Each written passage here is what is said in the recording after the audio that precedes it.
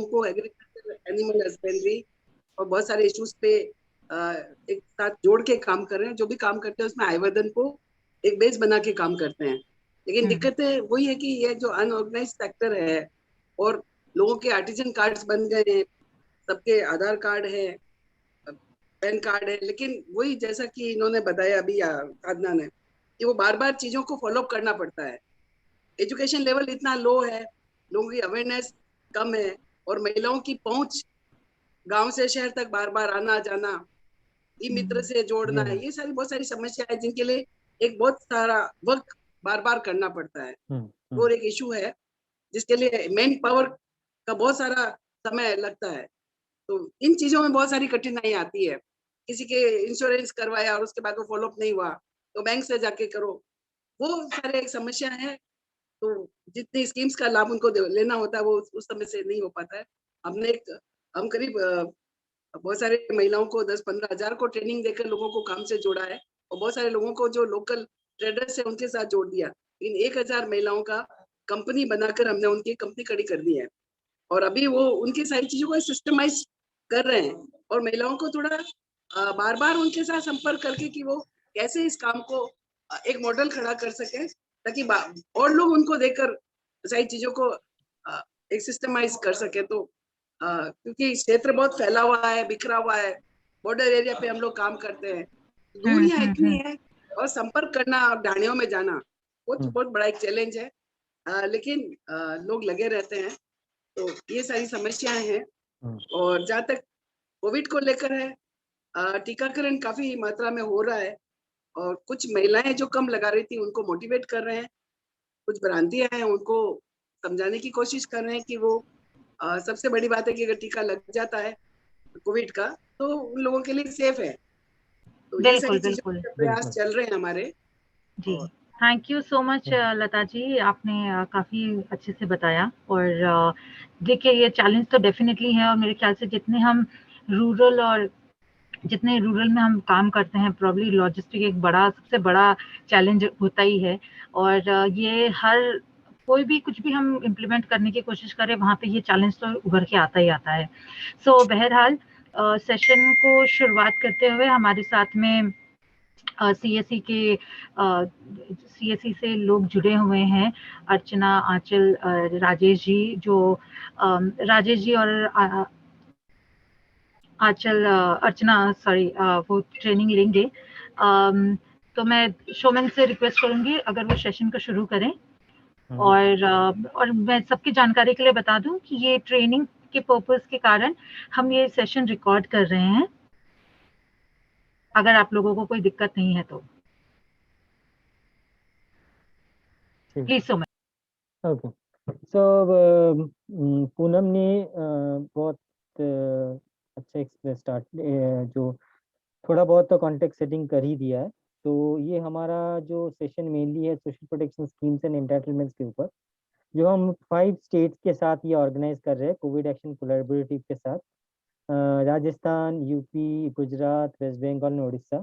जिसमें से हमने यूपी के साथ एंड कल गुजरात के साथ हमने ये scheme social protection schemes and entitlement के वर्कशॉप हमने ऑर्गेनाइज किया है, और हमें बहुत अच्छा रिस्पांस भी मिला है। तो हमारा मेन पर्पस था ये वर्कशॉप ऑर्गेनाइज करना, या फिर 5 ही स्टेट क्यों चुनना, क्योंकि इन 5 स्टेट में डाइवर्स का क्राफ्ट है, और सबसे ज़्यादा आर्टिसंस एंड क्राफ्ट वर्कर्स इस सेक्टर में काम करते हैं।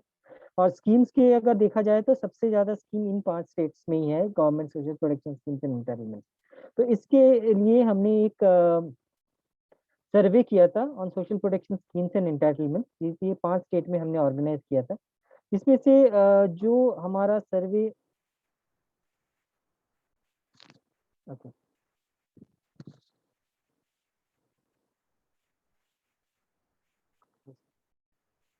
सो एक्चुअली जो हमने जो सर्वे किया था ये social protection schemes and entitlements, इसमें हमने हमारी जो एक्चुअली जो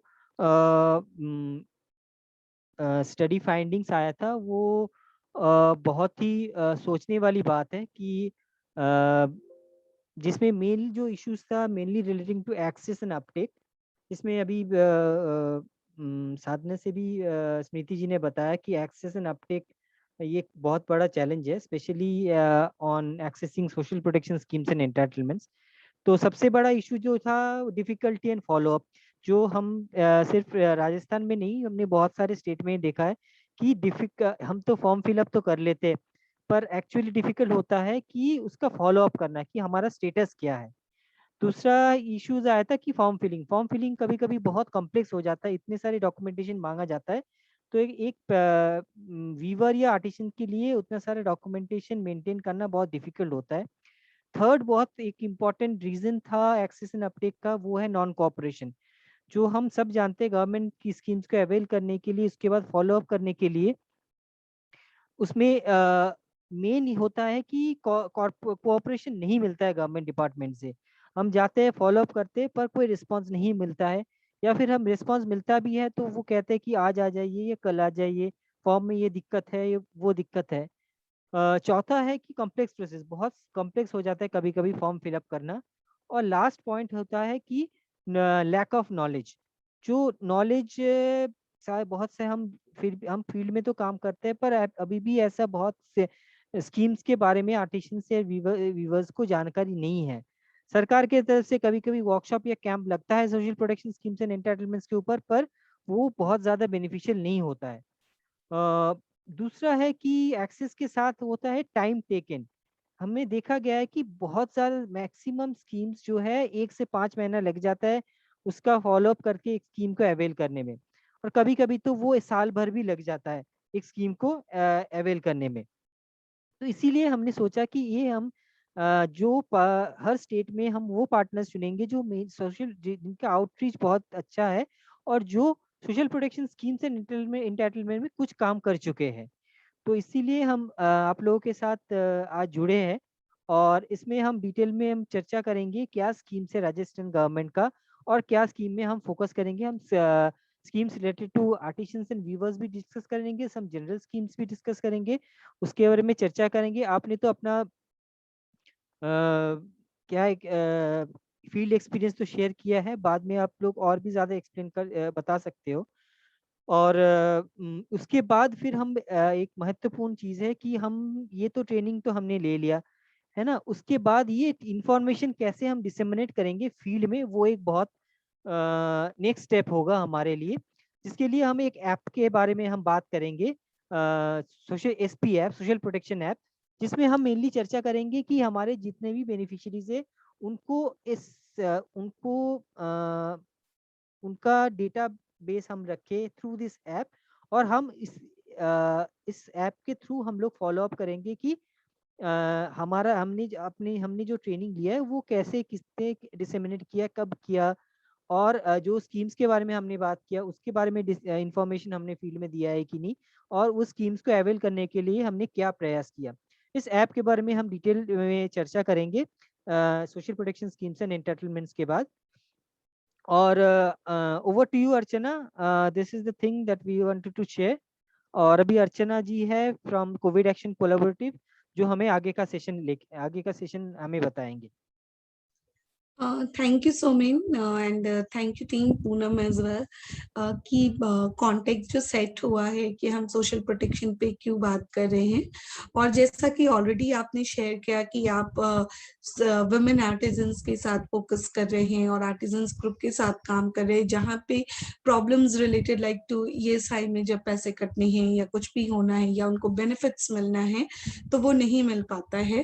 तो हम थोड़ा सा, मैं अगर ब्रीफ इंट्रोडक्शन दूं, ऐसे सोमेन ने और पूनम ने दिया, बट फिर भी मेरा नाम अर्चना हुआ और हमारी संस्था लार्जली कैटलिस्ट के नाम से है। और हम जो हैं अभी इस कोविड के टाइम में हमने एक कोलैबोरेशन की एस्टैब्लिशमेंट की है, जिसमें कि जितने भी लाइक माइंडेड ऑर्गेनाइजेशंस हैं, अराउंड 320+ ऑर्गेनाइजेशंस, वो जितने भी वल्नरेबल पॉपुलेशंस हैं, हमने 10 VPs को, जो वल्नरेबल पॉपुलेशन की कैटेगरी है, उसमें मेनली फोकस किया है।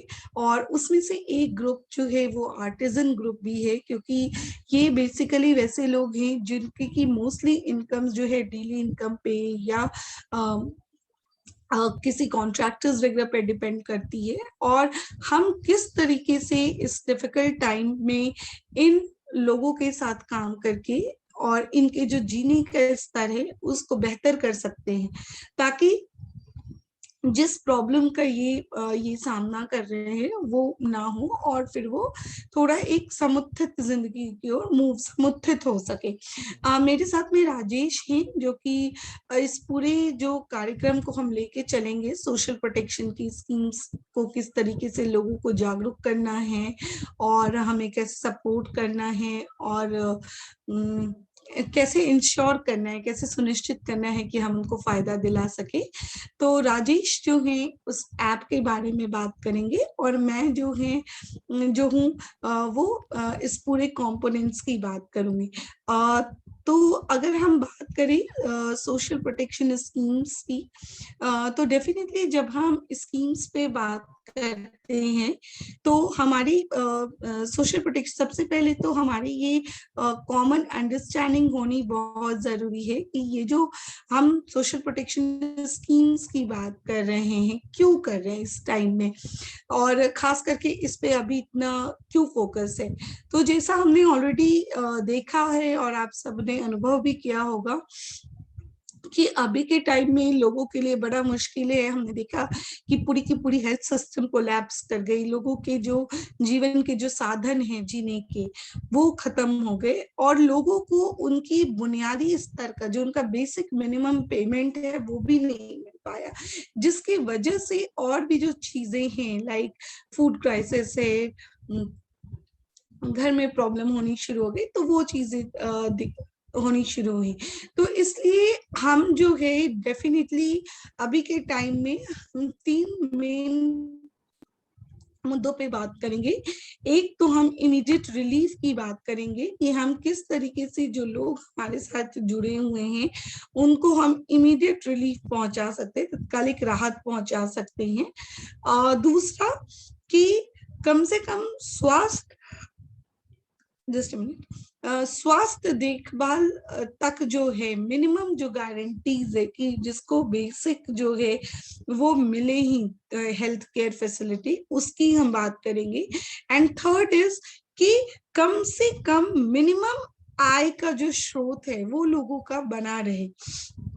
और ये सब हम इसलिए बात कर रहे हैं क्योंकि हम जब इसके बारे में बात करते हैं तो हमारा मानना है कि हमने ये अनुभव किया है अपने आधार पे, अपने कार्य के आधार पे, कि हम जब सोशल प्रोटेक्शन स्कीम्स को लेके इस तरीके से काम करते हैं तो हम ना ही सिर्फ लोगों को कह लीजिए कि उनको सहायता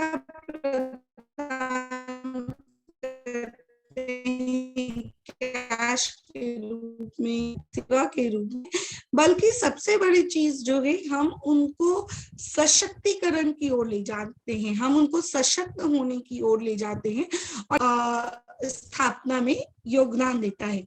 क्योंकि जब लोगों की बेसिक जरूरतें पूरी होंगी, जब उनका रजिस्ट्रेशन होगा, जब उनके पास पर्याप्त डॉक्यूमेंट्स होंगे तो वो मजबूत होंगे। अब बात हम करते हैं कि ये पूरा का पूरा जो सोशल प्रोटेक्शन का एरेना है वो क्या ऑफर करता है, इसकी वजह से इस पे बात करनी जरूरी है। तो डेफिनेटली हमने जैसे देखा भी है और अब सब काम भी कर रहे हैं कि हम इनको जो भी सोशल प्रोग्राम्स हैं, चाहे वो सोशल असिस्टेंस का हो या फाइनेंशियल असिस्टेंस का प्रोग्राम हो, हम लोगों को उससे लिंक करेंगे, उनको ये इंश्योर करेंगे कि उनको उससे फायदा मिले। और दूसरा कि जब हम लोगों को लिंक करने की बात करते हैं तो हमें लोगों को योजनाओं से लिंक करने के लिए कुछ ना कुछ डॉक्यूमेंट्स चाहिए होंगे, चाहे वो किसी भी तरीके का डॉक्यूमेंट्स हो, चाहे वो राशन कार्ड हो, बीपीएल हो या कोई जमीन के संबंधित कागजात हो, वो डॉक्यूमेंट्स चाहिए होंगे। तो उन डॉक्यूमेंट्स पे हम काम करेंगे। तो ऐसा करके हमने 2 चीजें लोगों को हम सुनिश्चित करवाते, एक तो नागरिक पहचान पत्र हमने दिलवाया, दूसरा हमने पंजीकृत किया लोगों को। बहुत बार लोगों का आईडीज नहीं बना होता है या डोमिसाइल नहीं बना होता है, हम उनको हेल्प करते हैं, सपोर्ट करते हैं, तो हम उनको पंजीकृत करते हैं या फिर राशन कार्ड भी हो सकते हैं। फिर दूसरा कि हमने उनको सामाजिक और वित्तीय योजनाएं जो चल रही हैं उससे जोड़ा। और तीसरा जो बहुत ही महत्वपूर्ण है, जो हमारा कह सकते हैं डेवलपमेंट सेक्टर में काम करने का आधार है, कि जब हम इन दोनों चीज पे काम करते हैं तो हम लोगों के अधिकार को सुनिश्चित करते हैं, उनकी जरूरतों को पूरा कर।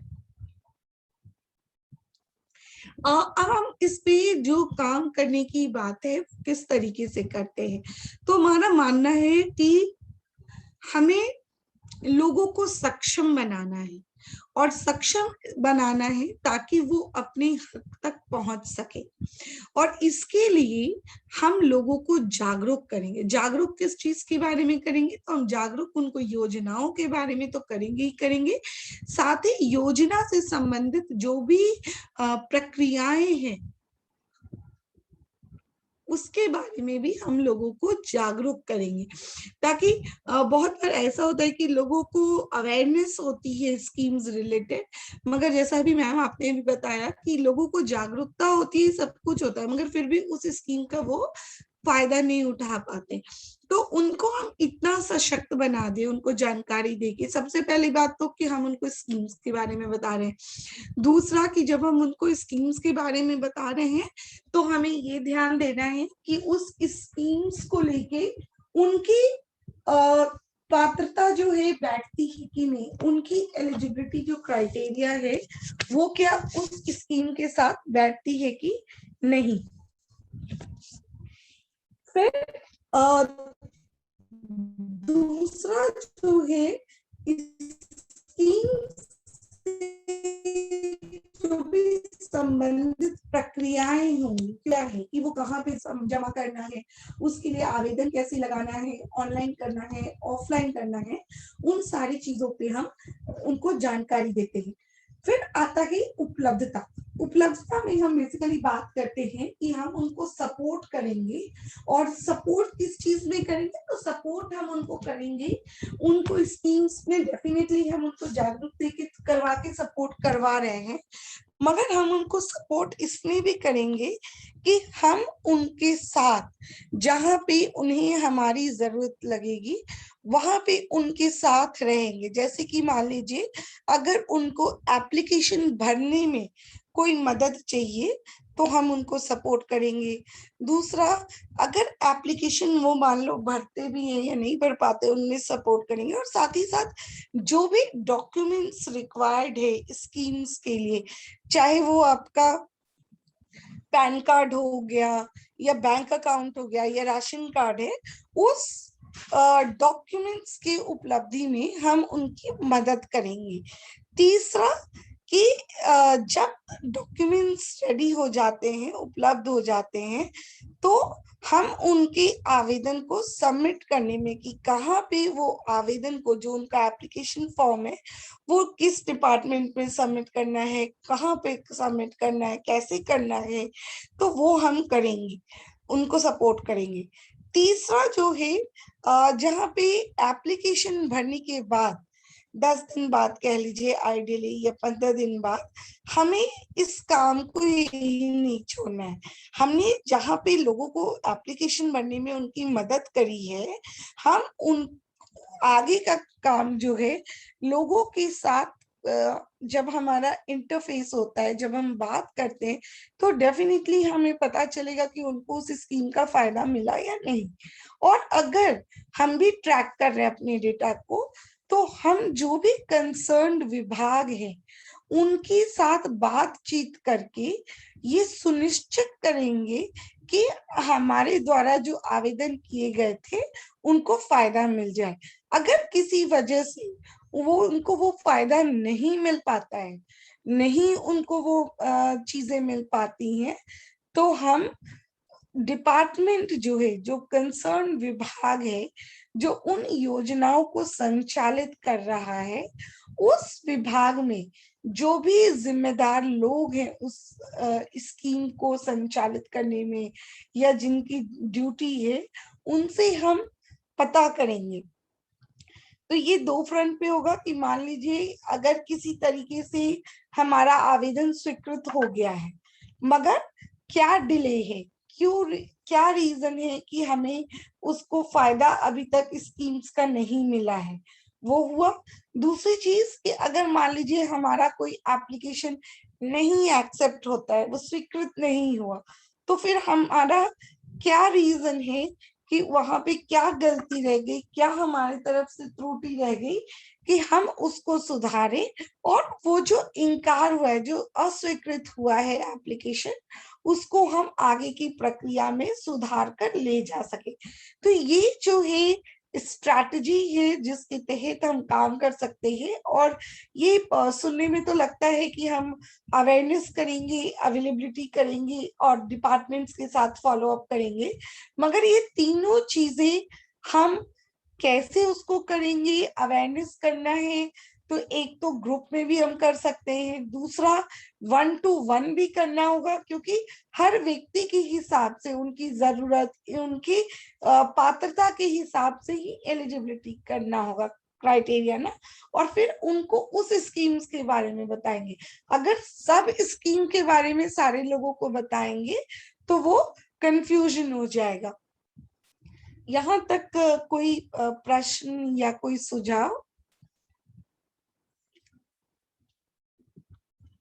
अगर कोई किसी का प्रश्न है या फिर सुझाव है तो प्लीज आप जरूर बताएंगे।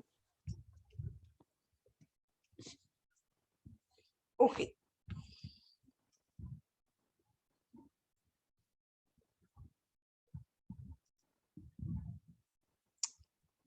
आगे बढ़ूं? Yes please. ओके, उसके बाद अब ये जो काम हमें करना है कि लोगों में मांग उत्पत्ति करनी है, जनरेट करना है फील्ड में डिमांड्स के को सोशल प्रोटेक्शन स्कीम्स से जुड़ने के लिए लेके, और उनको सपोर्ट करना है, डॉक्यूमेंट्स अवेलेबल करवाने हैं, एप्लीकेशन प्रोसेस में सपोर्ट करना है, और फॉलो अप करना है कि बेनिफिट्स उनको मिले या नहीं, ताकि हम सिर्फ अवेयरनेस का काम ही नहीं करें, हम अवेयरनेस के अलावा उनको इंश्योर भी करें कि उनको वो बेनिफिट्स मिल जाए। तो अब ये पूरे काम को हम मेनली जो है कोविड एक्शन कोलैबोरेटिव की तरफ से हम इसको किस तरीके से करने का वो करते हैं।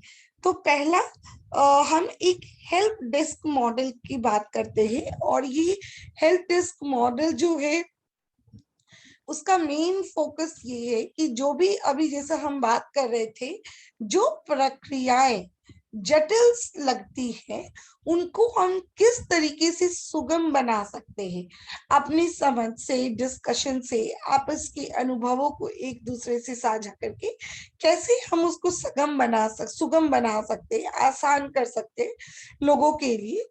और दूसरा कि जो भी योजनाएं हैं, चाहे वो केंद्र सरकार की हो या राज्य सरकार की हो, किस तरीके से हम उन योजनाओं को लेके लोग मैपिंग कर सकते हैं, क्योंकि हमारे पास केंद्र सरकार की ही 1500 प्लस योजनाएं हैं, तो हम पूरे योजनाओं को तो लोग को नहीं बता सकते हैं। तो कुछ योजनाएं जो कि प्राथमिकता के तौर पे हम ले सकते हैं, उन योजनाओं को हम कैसे हेल्प कर सकते हैं, हाईलाइट कर सकते हैं और बात कर सकते हैं। फिर सीसी द्वारा जो भी नॉलेज ट्रांसफर की हम बात कर रहे हैं एक दूसरे से, जो कि वर्चुअल ट्रेनिंग के जरिए हम करेंगे, और सोशल प्रोटेक्शन ऐप भी हम बात करेंगे जो हमारा ऐप है। और हम फिर टाइम टू टाइम, क्योंकि स्कीम्स चेंज होती रहती है, प्रोसेसेस, और खास करके अभी के टाइम में, तो हम उसकी मैपिंग करते रहेंगे ताकि वो प्रोसेसेस जब हम काम करें तो इजी हो और ये दिखे कि लोगों को एक्चुअली बेनिफिट मिला है स्कीम से। और बेसिकली अगर मैं हेल्प डेस्क की बात करूं थोड़ी सी, तो हेल्प डेस्क अपने आप में एक बहुत ही लचीला मॉडल है। लचीला बोले तो इसलिए क्योंकि ये आप किसी तरीके से भी अपने काम के बीच में फिट कर सकते हो। अगर आप चाहो तो उसको संस्था के स्तर पे कर सकते हो, अगर आपका डिस्ट्रिक्ट या ब्लॉक लेवल पे ऑफिसेस पे बहुत अच्छी पकड़, तो आप वहां पे अपने हेल्प डेस्क को स्थापित कर सकते हो। अगर आप चाहो तो हेल्प डेस्क को जहाँ पे आप काम कर रहे हो, आप देखो कि जहाँ ज्यादा से ज्यादा लोग पहुंच सके और रीच में हो उनके वो जगह, और वहां से हम इसको स्थापित कर सकते हैं। ये जरूरी नहीं है कि आप इस हेल्प डेस्क के लिए किसी नए बंदे को अपॉइंट करें, बल्कि जो आपकी एग्जिस्टिंग टीम है, अभी जो भी टीम में जो आपके लोग हैं, आप उन्हीं में से किसी एक को रुचि के आधार पे या इंटरेस्ट के एक्सपर्टीज के आधार पे आप डिजिग्नेट या नॉमिनेट कर सकते हैं। और ये जो है पर्सन, वो उस पूरी प्रक्रिया को फैसिलिटेट करेगा, सोशल प्रोटेक्शन के प्रक्रिया को। तो बेसिकली इनका काम जो होगा वो पूरा सूचना प्रदान करने का काम होगा। जो भी इंफॉर्मेशन होंगी स्कीम्स रिलेटेड वो ये देंगे। दूसरा कि उसी में आता है कि डिफरेंट डिफरेंट जो एफर्ट्स होंगे, चाहे वो आउटरीच वर्कर करे या मैनेजर्स कर रहे हैं या कोई दूसरा आउटरीच वर्कर्स कर रहे हैं, या डिफरेंट लेवल है आपके यहाँ वो कर रहे हैं, तो हर स्तर पे हम समन्वय स्थापित करेंगे, लोगों के बीच में एक कोऑर्डिनेशन स्टैब्लिश करेंगे, ताकि स्कीम पे जो काम हो रहा है वो अच्छे और सुचारू तरीके से हो। सामाजिक सुरक्षा योजनाओं पे जागरूकता पैदा करनी है लोगों के बीच में, लोगों को उनकी पात्रता और योजना के बारे में बता के पहुंच और अधिकारों पे उनको जागरूक करना है। फिर उनको वहां तक पहुंचने के लिए जो भी डॉक्यूमेंट्स चाहिए आवश्यक, उसमें उनको मदद करनी है। और प्लस जो भी आवेदन भरने हैं उसके लिए मिनिमम जो डॉक्यूमेंट्स हमें चाहिए उसमें हम उसकी मदद करेंगे। और इन सब से जब हमारा ये जो है पूरा एक तरीके से अच्छे से लॉन्च हो जाए, मतलब कह लीजिए कि हम जब उनको सपोर्ट कर देंगे, तो अगर हम इस पूरी प्रक्रिया को अगर शॉर्ट में रखते हैं, तो ये पूरी की पूरी जो प्रक्रिया है उसमें मेनली 6 स्टेप्स इन्वॉल्व है। एक तो जब भी कोई इंसान आता है या आती है आपके पास, तो ये बहुत इम्पोर्टेंट हो जाता है कि हम जो है उनको कैसे देख रहे हैं। उनके दिमाग में बहुत सारे सवाल होते हैं, और वो सवाल होते हैं कि कैसे हमें स्कीम से जुड़ना है, कैसे लिंक होना है, क्या करना है। तो हम उनको उसके बारे में बताएंगे, उनको जरूरी कागज जो चाहिए, कागजात जो चाहिए उसके बारे में बताएंगे कि वो ये कागजात कहाँ से ले सकते हैं, कैसे बनवा सकते हैं, क्या क्या उनको करने की जरूरत है। तीसरा कि जब उनको बता दिया कागजों के बारे में और सारी चीजों के बारे में, तो फिर हम उनको जिसके पास जो भी कंसर्न कहते हैं ना राइट पर्सन है, उसके पास उनको भेजेंगे, ताकि उनको स्कीम्स जो हैं, जो योजनाएं हैं, उससे फायदा मिल सके। तो वो राइट पर्सन उनको डायरेक्ट करेगा कि आपको कहाँ पे जाना है। वो संस्था में कोई हो सकता है, या मान लीजिए जब फॉर्म भरने के बाद बैंक हो सकती है, या कोई और लोग हो सकते हैं, वहां पे बताएंगे। फिर उसके बाद हेल्प डेस्क के माध्यम से, और अगर मान लीजिए हेल्प डेस्क नहीं है तो उसको ये कह सकते हैं कि जो भी पर्सन है आपके यहाँ कोऑर्डिनेटर है या जो मैनेजर्स है, उनको वो हेल्प करेगा कि आपको कहाँ इस फॉर्म को आगे सबमिट करना है या आपको देना है। और फिर संबंधित जो विभाग है जो उस योजना को संचालित करने के लिए जिम्मेदार है, वहां पे जाके उसको जमा करना है आवेदन को। यहाँ तक कोई सुझाव या कोई क्लैरिफिकेशन प्लीज, क्या आपके जो अनुभव रहे हैं? अगर कोई अपना अनुभव शेयर कर सकता है तो सही होगा, क्योंकि फील्ड में तो आप लोग शेयर कर रहे थे। इस चीज़ को लेकर अगर आप अपना एक्सपीरियंस शेयर करेंगे तो हमें भी सुनने का मौका मिलेगा। जी, कोई कुछ कहना चाहता है?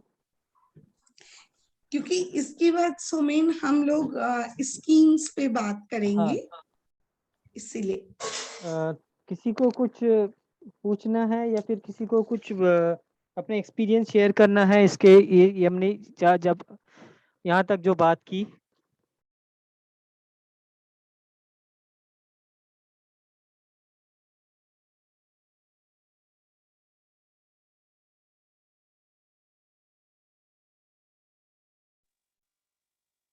अर्चना, स्मृति हियर।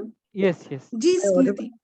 हाँ, मैं बस ये पूछना चाहती थी, आपने कुछ इंटरेस्टिंग पोस्टर्स बनाए हुए हैं जी अभी तक, तो इनको क्या हम एक्सेस कर सकते हैं? क्या ये ओपन बिल्कुल सोर्स में है?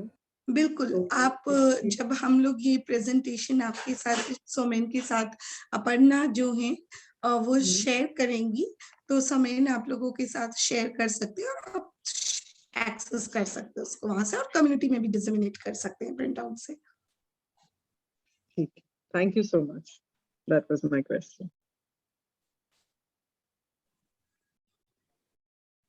ठीक है, फिर हम आगे बढ़ते हैं। फिर आगे हमारा जो सोशल प्रोटेक्शन स्कीम के ऊपर जो हम डिस्कस करेंगे। अब हम बात करते हैं कुछ स्कीम्स की, जो कि केंद्र सरकार की जो योजनाएं हैं, जो कि अभी जो हम बात करेंगे जो कि बहुत प्रायोरिटाइज बेसिस पे है, और ये स्कीम्स बहुत कम डॉक्यूमेंट्स के साथ लोग उसका जो है बेनिफिट्स उठा सकते हैं। तो सबसे पहले तो ये 3 स्कीम्स जो है वो 3 स्कीम्स जो है वो फ्लैगशिप प्रोग्राम के तहत हमने ली है, और इसको हम तकरीबन, क्योंकि ये स्कीम्स ऐसी हैं जिसमें कोई कैपेसिटी बिल्डिंग की भी ज्यादा जरूरत नहीं है, लोगों की बहुत ज्यादा आउटरीच की भी जरूरत नहीं है, क्योंकि इस स्कीम में तुरंत लोगों को जो भी उनके पास बेसिकली एक आधार कार्ड होना चाहिए और एक फंक्शनल बैंक अकाउंट होना चाहिए, और अगर ये 2 चीजें तो उनको इस स्कीम का फायदा मिल सकता है। और उससे लोगों के पास, खास करके अभी कोविड के समय में इंश्योरेंस की बात हम करते हैं, एक्सीडेंटल इंश्योरेंस की बात करते हैं, तो वो उनको मिलता है। तो हम इस 3 स्कीम्स को तो डेफिनेटली प्राथमिक तौर पे प्रायोरिटाइज कर सकते हैं। पहला है प्रधानमंत्री जीवन ज्योति बीमा योजना, जो कि 330 रुपीज में 2 लाख रुपीज इंश्योरेंस की बात कर रहे हैं, और अभी कोविड-19 भी उसमें कवर्ड है।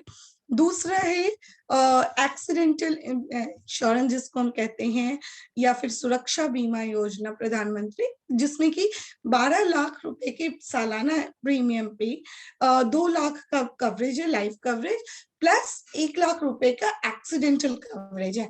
हमने अभी यहाँ पे पर्टिकुलर ट्रेनिंग में कोई क्लेम प्रोसेस वगैरह नहीं डाला है डिटेल में, क्योंकि समय काफी कम है, उसमें हमें ऐप पे भी बात करनी है और डिटेल में स्कीम्स में बात करना मुश्किल था। मगर डेफिनेटली अगर आप किसी स्कीम को प्रायोरिटाइज करते हैं, आपको लगता है कि ये स्कीम्स बेनिफिशियल है लोगों के लिए, तो हम उस पे आगे के सत्रों में बात कर सकते हैं। उसके अलावा अटल पेंशन योजना है, जिसमें कि हम छोटे सेविंग करके लोगों को भविष्य को सुनिश्चित करने के लिए जो एक पूरा फाइनेंशियल सिक्योरिटी का जो कंपोनेंट है उसकी बात कर सकते हैं कि 60 इयर्स के बाद जो हम अमाउंट सबमिट करेंगे, उसमें 60 साल के बाद वो पैसे हमें पेंशन के रूप में कुछ ऐड ऑन करके गवर्नमेंट की साइड से मिलेगा।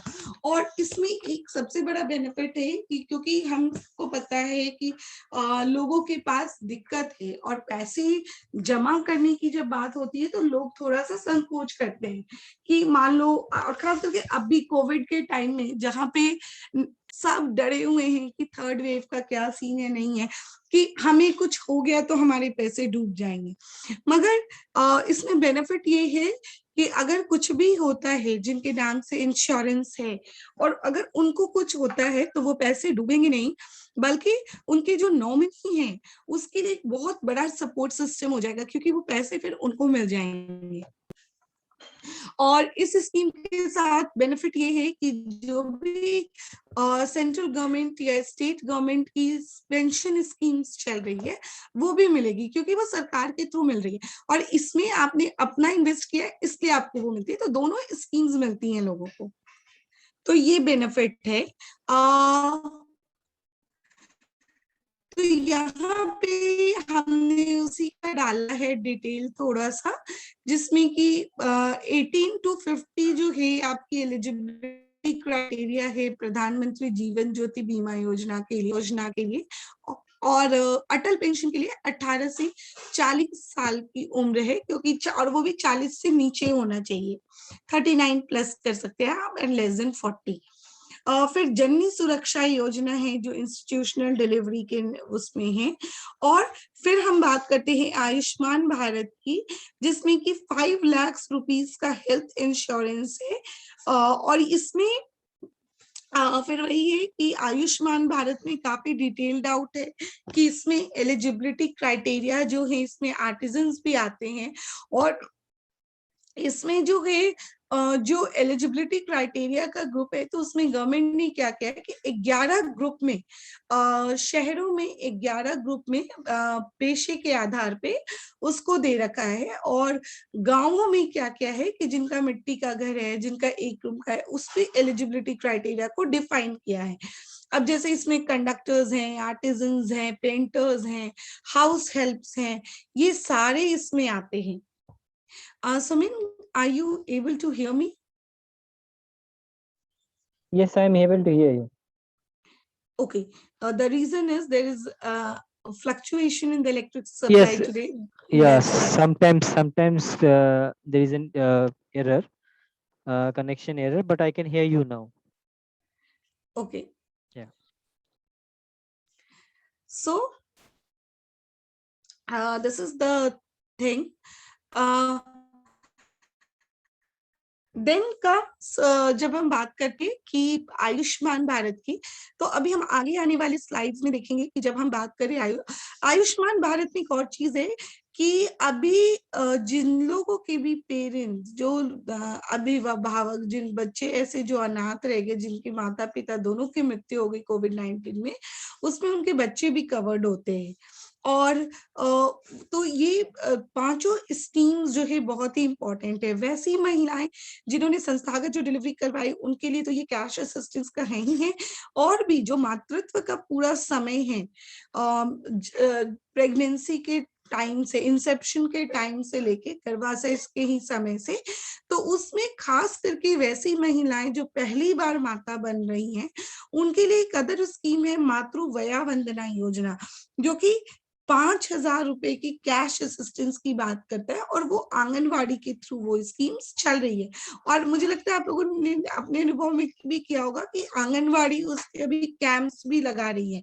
तो हम अपनी कम्युनिटी, अपने ग्रुप में हर स्टेट में जहाँ पे हम काम कर रहे हैं ये कोशिश कर सकते हैं कि जो भी वैसी महिलाएं जो फर्स्ट टाइम माता बन रही हैं उनको हम उससे लिंक करने का कोशिश करें, उनको आइडेंटिफाई करें। अगर वो नहीं लिंक है तो हम उनको कोशिश करें कि वो लिंक हो जाए।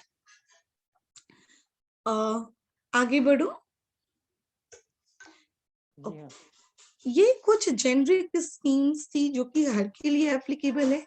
इन एडिशन टू दिस, इसके अलावा कुछ स्कीम्स जो हैं खास करके जो आर्टिसंस के लिए जो हैं वो स्कीम्स जो हैं बहुत हेल्पफुल हैं, जैसे कि मार्केट एक्सेस इनिशिएटिव स्कीम जो है, जो कि हेल्प करती है लोगों को अपने प्रोडक्ट्स को मार्केटिंग करने में। और ये स्कीम्स जो है जैसे वेयर हाउसेज हैं, कोई फेयर लगाना चाहता है, कोई मान लीजिए कुछ कैटलॉग्स लगाना चाहता है, पब्लिक कैटलॉग्स पब्लिक करवाना चाहता है, पब्लिसाइज, या कोई सपोर्ट चाहिए किसी एसोसिएशन से या खुद से, तो उसके लिए है। Handloom weavers comprehensive welfare scheme है, ये बहुत ही इंपॉर्टेंट है क्योंकि इसके तहत जो है आप किसी भी आर्टिजन को जीवन ज्योति बीमा योजना और सुरक्षा बीमा योजना से लिंक कर सकते हैं। और प्लस एक और स्कीम है महात्मा गांधी बुनकर बीमा योजना, तो उसमें 30,000 इंश्योरेंस की बात हो रही है, 30,000 रुपीज इंश्योरेंस की, तो हम उससे लिंक अप कर सकते हैं। और फिर उनके बच्चों के लिए जो कि 9th और 12th स्टैंडर्ड वाले हैं, उनके लिए 100 रुपए फाइनेंशियल असिस्टेंस पर ईयर है, और 1200 जो है उसकी हम बात करते हैं ईयरली। और ये जो है तो नेशनल स्कॉलरशिप पोर्टल के थ्रू हो रहा है। फिर है स्फूर्ति, जिसको हम कहते हैं scheme of fund for regeneration of traditional industries की, जो भी वैसी चीजें जो विलुप्त हो रही हैं, जो उद्योग की चीजें, जो छोटी मोटी जो चीजें कह लीजिए आर्टिजन्स की चल रही है, हस्तशिल्प कला की चल रही है, तो उनको वापस से एनर्जाइज करने के लिए, रिजुविनेट करने के, उसको वापस से बढ़ावा देने के लिए 8 करोड़ रुपीस का जो बजट जो है अलॉट हुआ है, उसको जिसमें कि सपोर्ट करेगी गवर्नमेंट, और उसको हम फिर से खड़ा कर सकते हैं।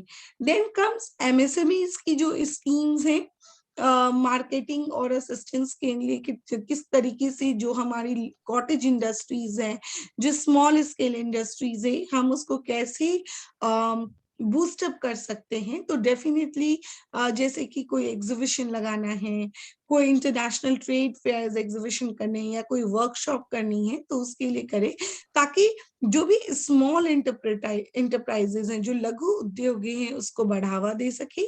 मार्केटिंग में उनको हम लिंकेजेस एस्टैब्लिश करवा सके कि कैसे इजीली और कम उसमें कितना प्रॉफिट वो कर सकते, और उनको उस तरीके से हम हेल्प करें। तो ये नेशनल लेवल की कुछ स्कीम्स हैं। आगे बढ़ूं राजस्थान के लिए specific. Yes, okay, state schemes की बात करें तो अर्चना, can I ask a question? Yes please please. Yeah.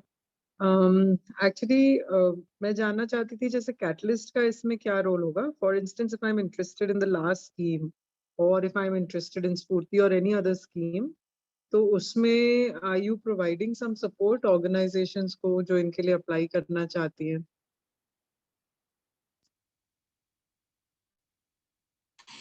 उसमें हमारा ये होगा कि जो भी टीम आपकी इस पे काम करेगी, हम उनकी कैपेसिटी बिल्ड करेंगे कि वो कैसे करेंगी, और अगर मान लीजिए कुछ बॉटलनेक्स आती हैं, कुछ प्रॉब्लम्स आती हैं, then we will be there to help you out in that case. Okay, okay, thank you. Okay,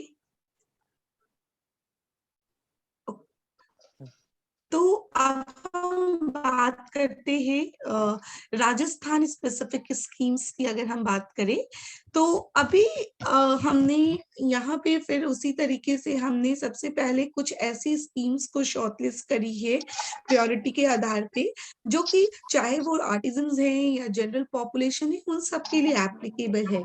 तो इसमें सिक्योरिटी जो है, सोशल सिक्योरिटी पेंशन स्कीम्स है, तो चाहे वो विडो पेंशन हो या वुमेन पेंशन हो, जो कि एल्डरलीज के लिए है, वुमेन डेस्टिट्यूट के लिए जो पेंशन है, या डिफरेंटली एबल लोगों के लिए जो पेंशन की बात की गई है वो है। और ये स्कीम्स जो है सोशल वेलफेयर डिपार्टमेंट द्वारा संचालित होती है। दूसरा शमशाह स्वास्थ्य बीमा योजना, तो इसमें हम मेडिकल ट्रीटमेंट की बात करें, जिसमें कि 30,000 जो रुपीस है वो आम बीमारियों के लिए है, और अगर कुछ उससे ज्यादा क्रिटिकल डिजीज है, कोई सीवियर डिजीज है, तो ₹3 लाख अप टू का जो इंश्योरेंस है। और ये भी स्कीम जो है हेल्थ डिपार्टमेंट द्वारा जो है आपकी इम्प्लीमेंट हो रही है, और इसमें कोई गैप नहीं है कि कितने मेंबर्स होने चाहिए, क्या होने चाहिए। और ये अलग स्कीम है, इसको हम आयुष्मान भारत से नहीं लिंक करेंगे, ये सिर्फ स्टेट गवर्नमेंट की स्कीम है। उसके बाद है मुख्यमंत्री निशुल्क दवा योजना। ये अपने आप में एक बहुत ही अच्छी स्कीम है, जिसमें कि किट डिस्ट्रीब्यूशन की बात करते हैं, जो कि कॉमनली यूज ड्रग्स हैं, ऑल पेशेंट जो विजिट करते हैं गवर्नमेंट हॉस्पिटल्स में उनको देती है, और ये किसी भी सिटीजन के लिए ये जो है इजी है मिलना, और रेफरेंसेस को हेल्थ डिपार्टमेंट संचालित करती है। तो ये तीनों स्कीम्स जो हैं जेनरिक हैं और जेनरिक है, और इसमें आर्टिजन्स भी इंक्लूडेड हैं, तो आर्टिजन के लिए भी ये बहुत बेनिफिशियल होगा। अब आते हैं कुछ ऐसी स्कीम्स जो कि सिर्फ आर्टिजन्स के लिए बहुत हेल्पफुल हैं, जैसे कि फॉर एग्जांपल प्रियदर्शिनी आदर्श स्वयं सहायता समूह योजना। तो जो भी वैसे हेल्प ग्रुप्स जो हैं, स्मॉल हेल्प ग्रुप जो कि छोटी छोटी सेविंग्स को अगर हमको उनको बढ़ावा देना है तो हम उसको मोटिवेट करते हैं, और जो बैंक जो है पास में उनसे कोऑर्डिनेट करके, चाहे वो कोटा बैंक हो या कोई भी नेशनल बैंक हो या स्टेट बैंक हो, तो उनके साथ कोऑर्डिनेट करके हम उनको हेल्प करते हैं अकाउंट ओपनिंग में, सेविंग को बढ़ावा देने के लिए। फाइनेंशियल सिक्योरिटी के लिए। उसके अलावा रेगुलर स्किल ट्रेनिंग प्रोग्राम है जो कि लाइवलीहुड एनहांसमेंट के लिए, जो भी अनएम्प्लॉयड यूथ हैं, जेल में जो लोग हैं, इनमेट्स जो हैं, पर्सन विद डिसेबिलिटी या स्पेशल एबिलिटी जो हैं, उनके लिए शॉर्ट ड्यूरेशन का ट्रेनिंग प्रोग्राम है, जिससे कि वो और लाइवलीहुड इनकम जनरेशन जो उसका इंश्योर होता कि इनकम जनरेशन एक्टिविटीज हो। और ये स्कीम्स जो है इम्प्लीमेंट होती है राजस्थान स्किल डेवलपमेंट कॉर्पोरेशन के जरिए, और ट्रेनिंग प्रोवाइडर्स जो है जो ये जो ट्रेनिंग देंगे, कोई भी 18+ जो यूथ है वो इससे जुड़ सकता है, like women, youth, inmates, anybody. और इसमें जो ट्रेनिंग प्रोवाइडर्स हैं वो कोई भी रजिस्टर्ड सोसाइटी हो सकती है, चाहे वो एसोसिएशन हो, गवर्नमेंट हो, बैंक हो, या फिर कोई एनजीओ या कोई पब्लिक प्राइवेट एंटरप्राइज हो, वो जुड़ सकते हैं। देन मुख्यमंत्री चिरंजीवी सहायता बीमा स्वास्थ्य बीमा योजना। ना ये जो है चिरंजीवी स्वास्थ्य बीमा योजना, ये आयुष्मान भारत ही है। आयुष्मान भारत की जो स्कीम है उसी को राजस्थान में हम चिरंजीवी स्वास्थ्य बीमा योजना के नाम से जानते हैं, जिसमें कि अगेन वही 5 लाख जो रुपीस है उसका हेल्थ इंश्योरेंस की बात की गई है। और ये आपको पूरे फैमिली की कवरेज की बात करता है, और हेल्थ डिपार्टमेंट इसको संचालित कर रहा है। फिर हम बात करते हैं मार्केट असिस्टेंस स्कीम की, जो हैंडीक्राफ्ट असिस्टेंस, जो हैंडीक्राफ्ट प्रोडक्ट्स हैं उनकी मार्केटिंग में जो लोगों को हेल्प करता है, और खास करके फाइनेंशियल असिस्टेंस प्रोवाइड करता है ओल्ड एज में, और सोशल सिक्योरिटी दे रहा है हैंडीक्राफ्ट आर्टिजन्स को, जो कि उसमें उन्होंने अपनी एक्सपर्टीज हासिल की है, या कुछ मेरिट है, या कुछ अवार्ड मिला है, और ministry of textile and handloom जो है इसको इम्प्लीमेंट कर रहा है। इसके अलावा एक आई कार्ड रिलेटेड स्कीम है जो आर्टिजन्स को डिफरेंट बेनिफिट जो मिल रहे हैं उससे इजिली जोड़ती है, वो है। हमारे तरफ से इतना ही है सोशल प्रोटेक्शन के लिए। आपकी अगर कोई एक्सपीरियंसेस हैं या जो क्लैरिफिकेशन है या जो सजेशंस है, please over to you Somen and team for further discussion.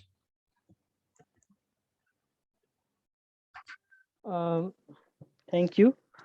तो अभी हमने देखा कि किस किस स्कीम्स के ऊपर मतलब सेंट्रल गवर्नमेंट के किस कुछ स्कीम्स है या फिर स्टेट गवर्नमेंट के कुछ स्कीम्स है। तो इस स्कीम्स में स्पेसिफिक था कि स्कीम्स के बारे में हमें आपको जानकारी दे, और फर्दर ये स्कीम्स के बारे में लिंक्स वगैरह भी दिया गया है। तो अगर आपको लगता है कि ये स्कीम्स मेनली बेनिफिट होगा, और हमने ये रिसर्च करके भी पता किया है कि स्कीम्स एक्टिव है, स्कीम्स में मेनली सपोर्ट मिलेगा वीवर्स या आर्टिशंस को। तो ये बहुत महत्वपूर्ण है कि ये स्कीम्स के बारे में भी आप फील्ड में बताएं या फिर डिसेमिनेट करें इंफॉर्मेशन। और मैं ये भी बताना चाहूँगा कि जो मैं बात कर रहा था रंगसूत्र से, जो अभी इनिशिएटिव लिया है मुख्यमंत्री चिरंजीवी स्वास्थ्य बीमा योजना के ऊपर काम कर रहे हैं। आंचल जी, अगर आप बता पाएंगे फर्दर इसके बारे में। तो क्योंकि ये स्कीम्स के ऊपर आप लोग काम कर रहे हो, जो मेनली शिव जी से हम बात कर रहे थे रंगसूत्रा से, वो बता रहे थे ये स्कीम्स के बारे में, ये स्कीम वो के ऊपर वो काम कर रहे हैं ताकि इस स्कीम का बाकी वीवर्स के आर्टिशंस के साथ ये स्कीम अवेल कर पाए।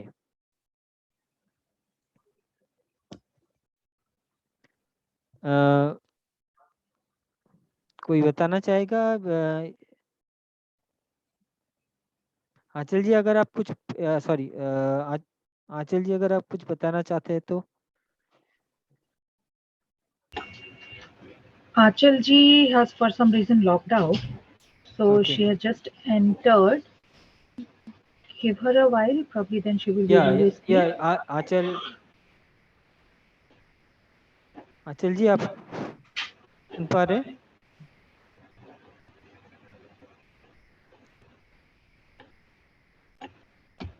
ये पीपीटी जरूर हम आपके साथ शेयर करेंगे, और आपका कोई प्रश्न है या फिर क्वेरी है तो फिर आप जरूर हमें यहाँ पूछ सकते हैं आप। शोमेन, आपका जो सवाल था आंचल जी के लिए, अगर वो आप रिपीट कर दें, मेरे ख्याल से जब आप। आंचल जी मैं यही पूछ रहा था कि आप जैसे आप रंगसूत्र से आप मुख्यमंत्री चिरंजीवी स्वास्थ्य बीमा योजना के ऊपर काम कर रहे हैं, तो उसके बारे में आप कुछ बता पाएंगे? हाँ सर, लगभग हमारी सारी आर्टिजन जो है जो चिरंजीवी योजना के अंतर्गत हो गई रजिस्टर्ड। तो ये चिरंजीवी योजना ऑलमोस्ट सभी के लिए फ्री है। तो हमने मतलब ऑलमोस्ट सारी आर्टिजन्स के वो कार्ड भी कलेक्ट कर लिए उनके SSID में जाके, और हमारे यहाँ जो सारी जो महिला आर्टिजन वर्क कर रही है उन सारों को इसके अंदर रजिस्ट्रेशन करवा दिया है, जिसके अंदर 5 लाख तक का एक्सीडेंटल इंश्योरेंस होता है, प्लस कोविड भी इसके अंदर इसके अंतर्गत आता है, जो हॉस्पिटल के लिए एक्सपेंसेस होते हैं। अवेल करने में कोई दिक्कत या परेशानी हुई, या फिर कोई सपोर्ट नहीं मिला, या फिर ऐसा कुछ, या फिर स्मूथ था सारा प्रोसेस? नहीं, ऑलमोस्ट स्मूथ ही है। एक्चुअल में जिन महिलाओं का ये फूड के अंदर जिनका नाम आता है, राशन है, तो उनका ऑलमोस्ट हो चुका था गवर्नमेंट के तहत, तो उन महिलाओं को कुछ नहीं करना था, बस ई मित्र पे जाके सिर्फ प्रिंट आउट लेके आना था बस। ठीक है।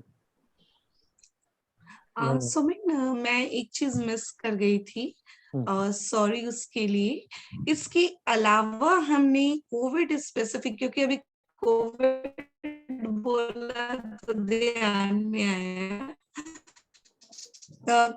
स्पेसिफिक कुछ स्कीम्स हैं जिसमें कि एक आर्टिजन फर्म में या कुछ पे काम कर रहा है, प्राइवेट फर्म्स में या कहीं पे भी, और उनका PF कटता है, और अगर किसी वजह से उनकी डेथ हो जाती है तो उनके नॉमिनी को एडली स्कीम के तहत, employ deposit life insurance scheme के तहत 2.5 से 7 लाख रुपए, जो कि अलग अलग एलिजिबिलिटी क्राइटेरिया के अकॉर्डिंग है, उस पे उनको मिलेगा।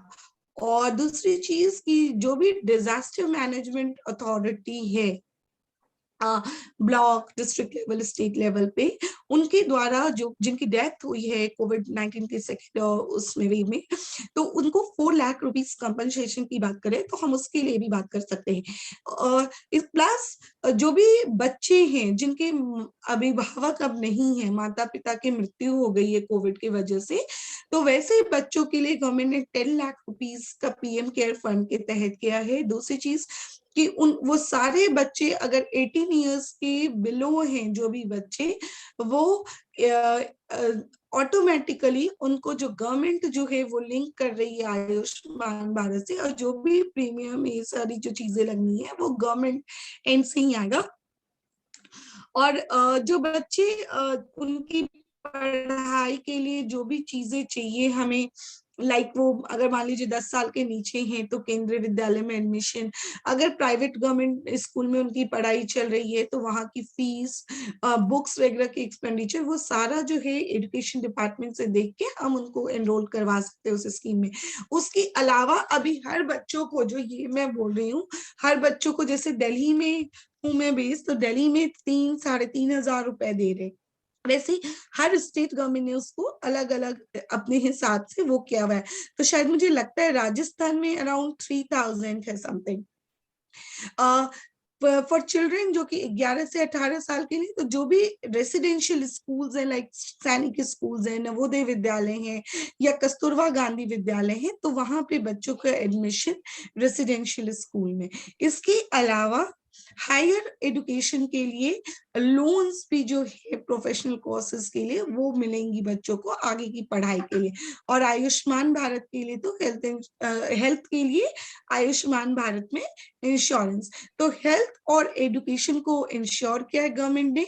फूड सिक्योरिटी की जहां तक बात करें तो अभी सेंट्रल गवर्नमेंट की स्कीम जो चल रही है राशन योजना, उसके तहत दिसंबर माह तक लोगों को जो फ्री अनाज बंटने हैं राशन शॉप के जरिए, वो ऑलरेडी मिल रहा है। हम उसको भी प्रायोरिटाइज कर सकते हैं।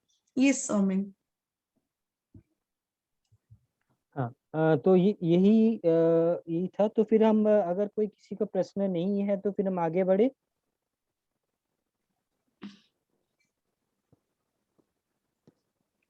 ठीक है, फिर हम आगे इस ऐप के बारे में हम डिस्कस करते हैं फिर।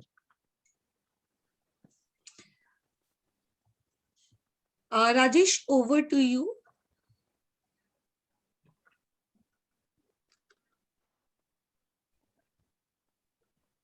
Rajesh, can you hear us? Yeah. 1 minute. I just put on mute. ओह अच्छा, आप लोग सब इंग्लिश में कंफर्टेबल होंगे या हिंदी में या इंग्लिश में जी? आप लोग इंग्लिश में कंफर्टेबल होंगे या हिंदी में?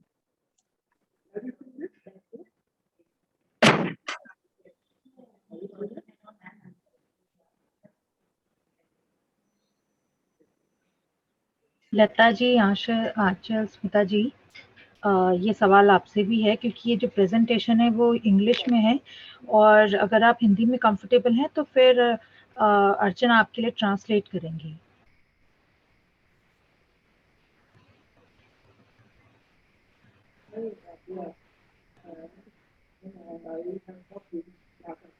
माफ कीजिएगा स्मिता, मैं आपको सुन नहीं पा रही हूँ।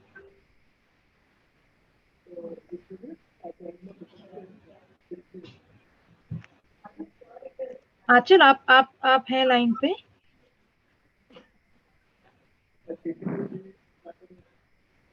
हेलो आंचल। आंचल जी, आपके लिए ये ट्रांसलेशन जरूरी है हिंदी में, या फिर आप इंग्लिश में पीपीटी समझ सकते हैं? नहीं मैम, चलेगा इंग्लिश में। ओके, तो अगर आपको कोई समस्या हो कहीं पे भी अगर लगे कि कोई चीज़ अनक्लियर है तो प्लीज़ आप बोल सकते हैं, उसको फिर क्लैरिफाई हम आगे कर सकते हैं। Okay. Rajesh, I believe we can go ahead with the same language. Okay. And later on, if any clarification required, then Yes. probably Archana can step in and clarify that. Yeah, Sure. fine. No problem. Okay. Thank you so much. Archana, can you start your presentation? Yes, I'm doing that. पीछे चला जाओ।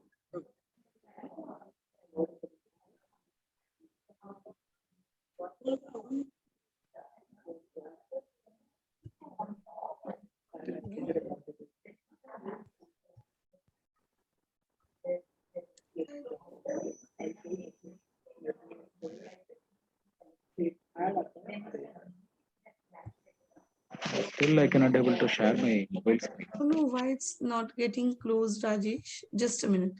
Yes, it's done. Just share it.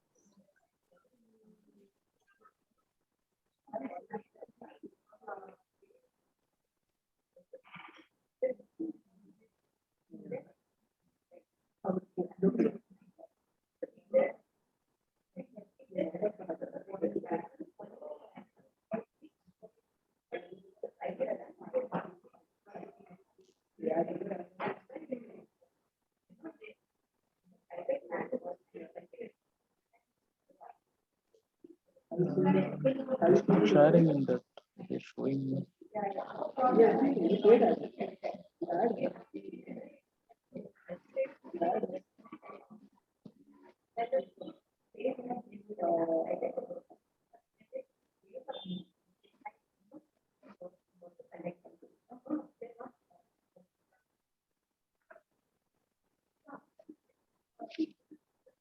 Yeah, are you able to see my screen? Yes, we are, Rajesh. Yes, Rajesh, we can see it. Yeah.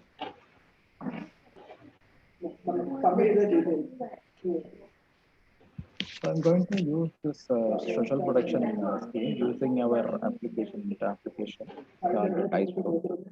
So this mainly used to capture the detailed information of the member, basic information, as well as we can directly proceed with the social protection capturing information. So for that, I'm using this Chrome browser. It is already installed in all the mobile devices.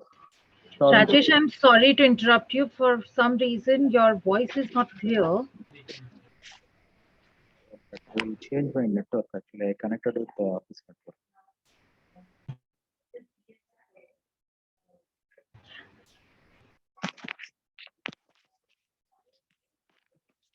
Is that fine now? So there is background noise, Rajesh. So probably that is a hindrance.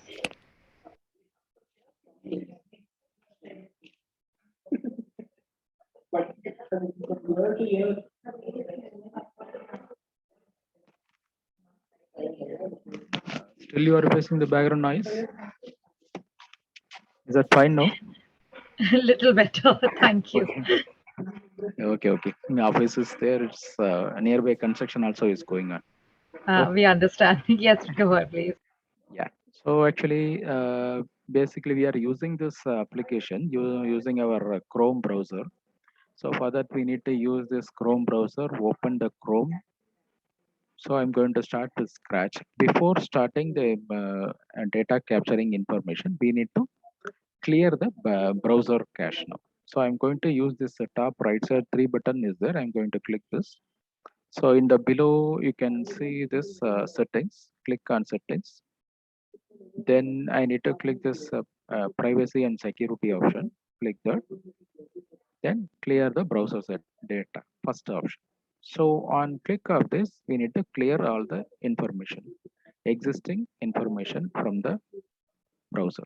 So this will speed up your browser operation as well as any residue of other website details is saved in our mobile device that can be removed. Similarly, this will clear the existing version details of the DICE-Flow app also, so that whenever you are starting freshly, it will load fresh detail as well as the latest version and update of the application directly.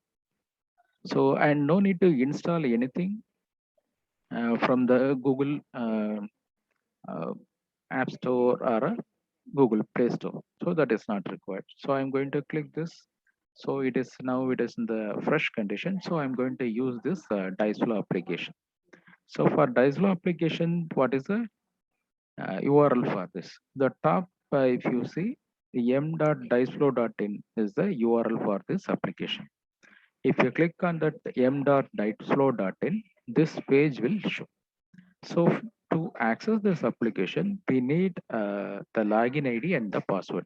The login ID is your mobile number as well as the password is 1234 default password.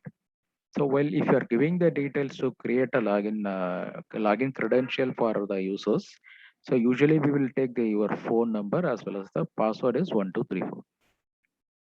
So after getting this, we will create your user ID and share the details so that then you can use this details into the application to log into the application and start data capturing informations. So I'm going and next option, we need to create this DICE-Flow applications local instant, that is the shortcut in our mobile device. So how we can create that?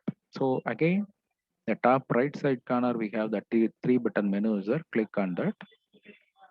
Here the option we have the install app application method is there. So if you click on that, it will create the shortcut in our local mobile device so that no need to memorize all the URL at any time. Just simply go to open the application shortcut and we can capture the data.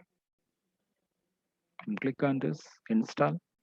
So once it is installed, it will show the information. Then I need to go to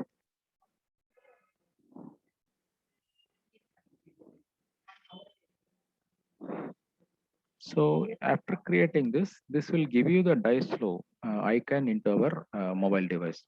So just to click on this, this will open our application and waiting for the login to proceed. So here there is one more facility what we have in that option is during the login time and the data uploading time only we need a internet connectivity. So user can go any location even though there is no internet in the location, they can easily capture the data. So before that we need to log into the application, then minimize the window, go to the location, capture all the information, then come back to internet coverage area, then we can upload the data to the server. So I'm going to use the testing login here. I'm using the second one. The user ID is 111. 9 ones are there and the last digit is 2 and the password is 1234. So 9 ones and 2 and password 1234. I'm going to click login.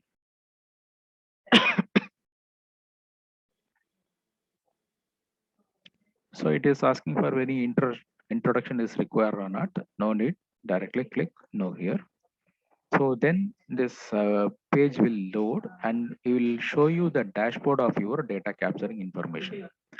And this is I'm using my local network, so it is taking much time.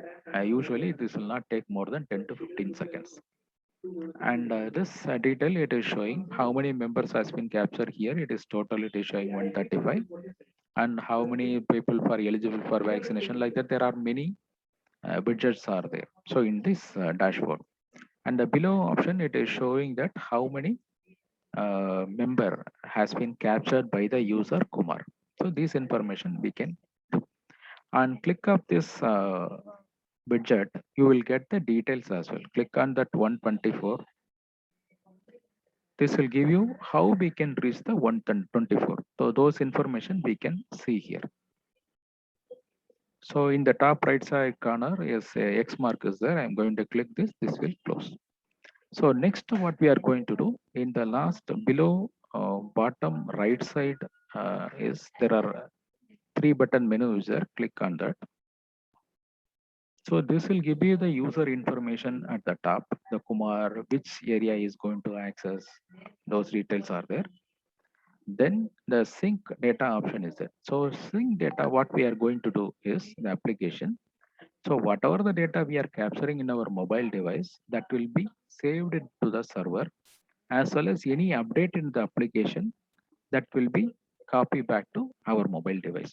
So it is data sending and get the data back to us. So that is mainly we require for a data uploading to the server.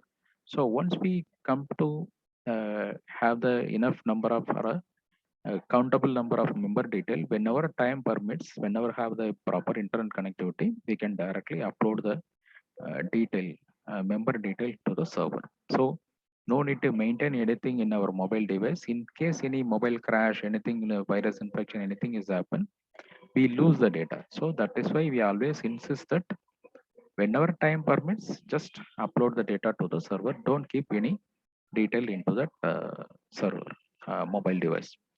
And that application can be work in various languages. As of now, I configured as English.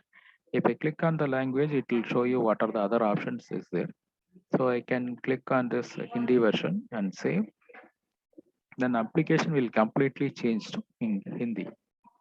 So you can change at any time this option whenever the user requirement is there. So I'm going to continue with English only. Click on this. I'm going to select English here and submit again. So this will update. So if you see in the bottom that menu, in the 3 button menu in the below, it is showing that one red color mark is there. So whichever the changes has been done in our mobile device, this icon will show in the top side of that 3 button menu. So which means that this application is modified. We need to update this modification. Whether we capture the changes in the application or capture the member detail or any changes in the application, everything can be. If any changes happen today, it will show this red mark. So for this, we need to update the detail to the server. For that, I am going to click this sync data. So if I click on the sync data, the details will be updated. So I change that the language selection as a Hindi, then back to English. So that change will be updated to the server. So after this, we need to get this success message that we have successfully updated our data into server. Similarly, we got the update from server as well. And the next option, how we can change the password. So after we are giving this default password 1234, we click on this change password option. You can set the new password here. You can type whichever password is required. We can change the password whenever it is required. And similarly, if we face any problem, you cannot able to log in, then you can message us so that we can reset the password for you. And similarly, the reporting the bug option is there. So before proceeding that, reporting the bug option, I'm going to show you the top right side. You will see the sync log one option is there, sync log button. I'm going to click this. If I click on this, this will give you the sync detail to our last sync information. In case if you are facing any issue or it is taking more and more time to sync, then you will see if you click on this, it will go give you any error message into that. So that error message you can take a screenshot. Take a screenshot and you can send back to us for a fix. I'm going to click this. In the reporting a bug option, through mobile itself, you can raise the issue to us. So technical team and we will get back to you with for a proper resolution. You can type the title in the description. You need to capture what is your the organization name as well as the username. And already I shown you how to screenshot to take the sync. So if you're able to take a screenshot that, then you can attach here. I click on file, it will allow you to attach the file into that application. Then if you click on send button, we will get the message to us. So entire mail will come so that we can easily check what is the organization, which organization they are facing the issue, what is the username, then what is the issue, then we can immediately get back to you with the resolutions. I'm going to click this. So final option is called the get clean data. Suppose any issue you are getting, if you click on this get clean data button, this will fetch you the latest information from the server. So already whatever the data what you are captured in the mobile device, that will be erased. So before click on this, we need to careful about any data is pending to sync or not. If any data pending to sync or not, in this section, you will see the red mark in the bottom 3 button menu. So that if you see that red mark, first you need to sync the data, then you capture, get the fresh data, or you can log out. So now I'm going to proceed how we can capture the data. To capture the data, and there is a plus button in the green color, so you need to click that plus button. This will give you list of workflow. We call it as a workflow, list of options to data capture, various methods. So I'm going to show you this second option, vaccine readiness only. To start with social production, we need a basic information to capture the member detail. So that basic information we are going to use at vaccine readiness. There are 3 options is there, vaccine readiness one option. Next one is a home visit, and the third option is add a new member at the camp. There are 3 options to capture the basic information, member detail. Then we can proceed with the social protection schemes. So social protection schemes is under the below menu option. Pink color button is a non-core workflow. Click on that. This will show you additional information. If you click, it will show. So what we are going to use is from bottom to third option, select member for scheme and apply for document. These 2 options we are going to capture for social protection. So one is we are capturing the social protection for the member and selecting the scheme. And the second option is apply for document. It is mainly used to any supporting document to apply for the schemes. Let's say if the member is not having the bank account, so the user can facilitate the member to create the account. So for that, we need to track how many have been captured in that uh, bank account has been opened. So how many member got serviced by the user. So that count we need to track. So I'm going to use this option, vaccine readiness, and click on this. This will open the detail. It is showing the due date. It is due date as of now. Due date it is 1 day from today. So the idea is we need to start the data capturing for this. Then we need to complete by today. It is just a due date. We are not insisting anything in the due date concept as of now. So only thing is it is just a notional value for the data. So when we are going to finish. So as of now, this screens and all vaccine readiness all we can complete by today itself. So no need to wait for tomorrow. So just a notional date it is for our reference. I'm going to click on the start. So now what are the details we are capturing? So we are capturing the name, their employment detail, gender information, age, phone number, and block level and village detail of the member. So I'm going to enter that detail now.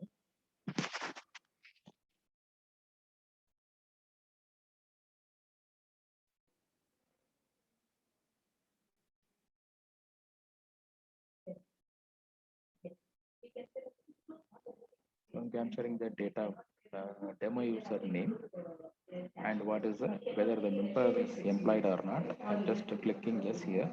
No here. If I click on yes, this button occupation will get open. If I click no, this will be get disabled. And we are capturing what is the gender of the member. So I'm selecting female here. So then what is the member here? Age? I'm just entering 28. And phone number, we are concentrating only on the 10-digit number should be there. But the same number can be used for the multiple members as well as multiple scheme as well. I'm just entering the testing number. Then what is a block? So user can be mapped with blocks. So each district can be split into various blocks. So in this blocks can be assigned to user. The user can have single block or a multiple block. As well as in this example, it is showing 2 blocks has been assigned to the user. And this blocks can be updated, means they can add a block or remove the block at any point of time whenever the requirement is comes. So next, under the block, what is the village name? I'm capturing this village name. So here one more point, if you want to change the language, click on that, you can change to any language here, then we can type like that. So we can change the language at any point of time. We can capture the data in the any languages as well. Only thing is the mobile should support the designated language. I'm going to click continue now. Now we are asking for what is the member is eligible for vaccination based on the age, then whether the member is ready to accept for the vaccination or not. So if the member is not ready to take the vaccination, we need to capture what is the information here. We can select other, we can capture the information. Allergic like that we can capture. So this is the way that we can capture the information.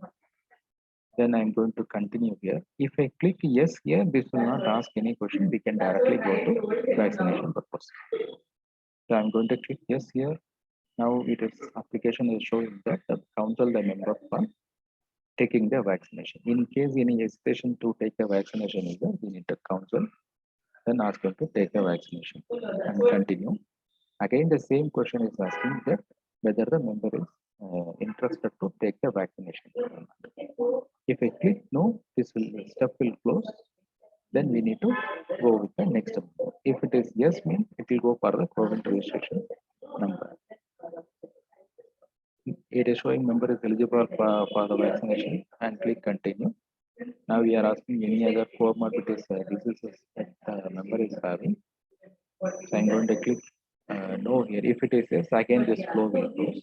I'm going to click no here and continue. Now whether the application is asking that we can register the CoWIN immediately or not.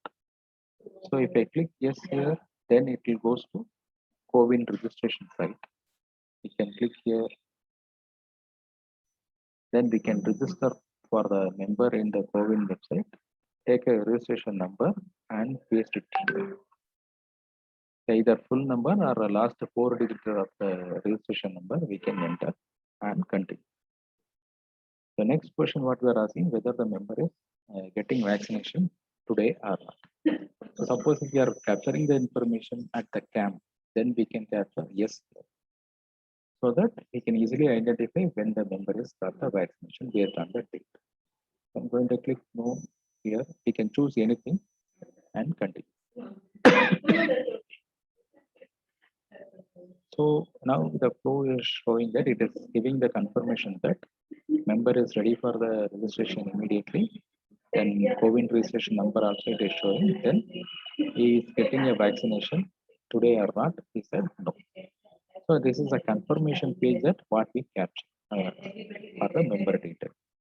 So here one more thing, our CoWIN registration website is there.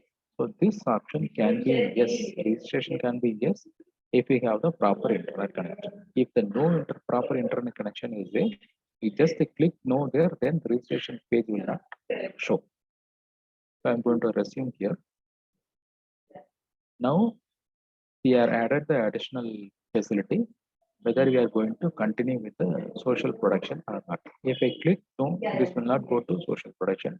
If I click yes, it will go to social protection scheme method. So I'm going to enter. The member is ready for the social protection. Click on yes here and continue. So next we are capturing the additional information for the member. Their marital status, religion, caste category, annual income, and what are the documents this member is having. I'm just entering this member. In the top, you can see this demo user 444 it is showing. So this is our confirmation that we are getting the proper user member detail for the social protection. So for the demo user 444, I mark it as a female member, so I'm going to use this widow. And what is the religion? It is Hindu. Caste category, I'm selecting SC here. And the income slab, I'm just entering around 25,000. Then which are all the document this member is having? I'm just entering Aadhaar as well as ration only this member is having. Then we need to proceed with the next step. Continue. Now, their application is asking whether the member is ready to apply for the scheme. So I'm already defaulted to selecting yes here and continue. So this is giving the confirmation that what is the additional information has been captured for the member. So member is having Aadhaar and ration, their annual income, marital status and religion. So I'm going to click resume. So now this application is showing what are all the eligible schemes for the member based on the data we have entered. So if you see here in the top section, it will always show the central government scheme. Once the central government scheme is get over, then it will show corresponding state government schemes also. If you click on show more, it will show below the state government schemes also. So these state government schemes usually we can take it from based on the user's location, mapped location as well as the member location. It both should be usually with the same. So which block I have marked, that block will be belongs to which state, which district as well as state. So this example, this member belongs to Bangalore, which belongs to Karnataka state. So it is showing Karnataka related schemes here. So once it is in the below section, it is show the Karnataka schemes. In the top, it is showing that central government scheme. So for example, I'm going to select this PM Jan Dhan Yojana. Selecting this, on selection of this, if you scroll down, you will see what is a short description of the scheme detail. It is showing the scheme provide credit through direct benefit transfer, like that. It is showing that information, short description for the scheme, so that we can confirm that we have chosen a correct scheme or not. So then we need to click on continue.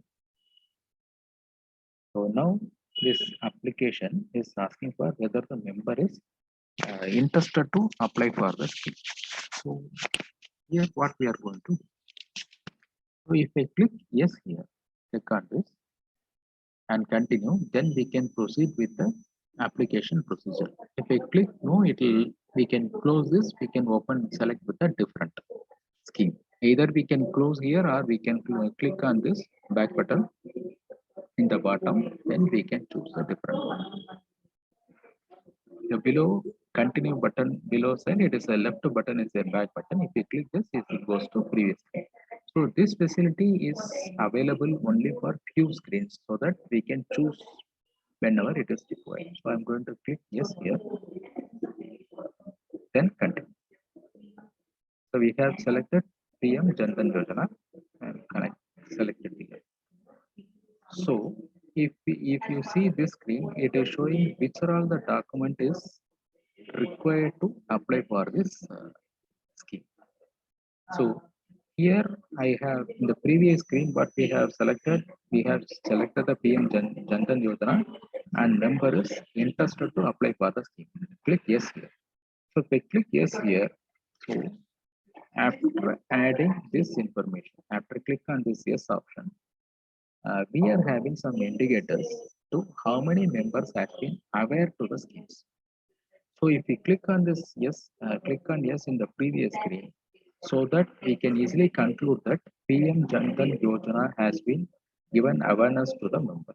That count get one get added. So this is up to this stage we have completed that the member is aware to this PM Jan Dhan Yojana.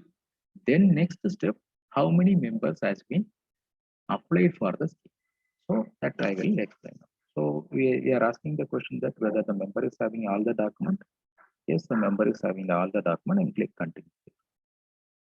Here it is showing this information linked to the scheme. Usually this information, it is showing this information related to the scheme details. So here you can see that account opening form Hindi or English, like that is there. We can download the form, fill the information, then we can apply offline.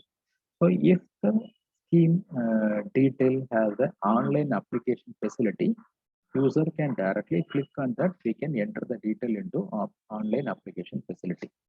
So our application, DICE-Flow application, we are facilitate the member to show the relevant scheme to the member. Then it will give you the details about the scheme.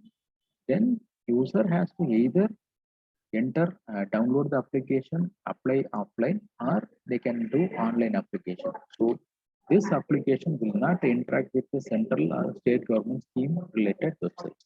So government is not allowed us to interact. So we will not do anything with the government, central government or state government website related stuff. So we are just capturing and what is the status of them, this status of that and the follow-up activity only we are doing for this. So now I'm going to click continue here. So now we are asking for the detail that whether the application will be filled or not. So if it is online, we can fill online directly to the website. If it is offline, download, take a printout, fill all the information. It is filled. Then it is verified for the schemes or not. The application has been verified properly whether it is filled or not. Then the final question what we are asking, whether can be this application can be submitted to the concerned government department. So if we click on yes here, continue. Now the application status has been changed in the top side. It is showing application submitted. So in this case, we have the indicator. If one number will be added to how many members applied for the scheme, selected scheme. So this selected PM Jan Dhan Yojana has been added with one more count. These many members has been applied for the PM Jan Dhan Yojana scheme. So now it is showing that waiting for 10 days time, then we can proceed with the next member. As of now, this top pause button is there. If you click on that, this will close. Then we can, after some time, we can continue with the details. So I'm going to continue now. Directly goes to next screen, whether the member is concerned the window period for the selected scheme has been over or not. So if it is yes here, I can continue to next screen. Now we are asking the status of the application. Already applied to the concerned department, what is the status? So if it is delayed, then we can click on the pause button, close and come back again.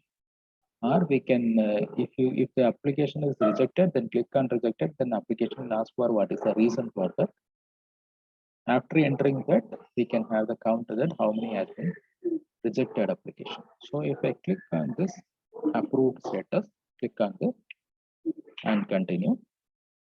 Now it is so application status, we follow up with a member or a concerned department that the application has been applied, has been approved. Now the status has been approved.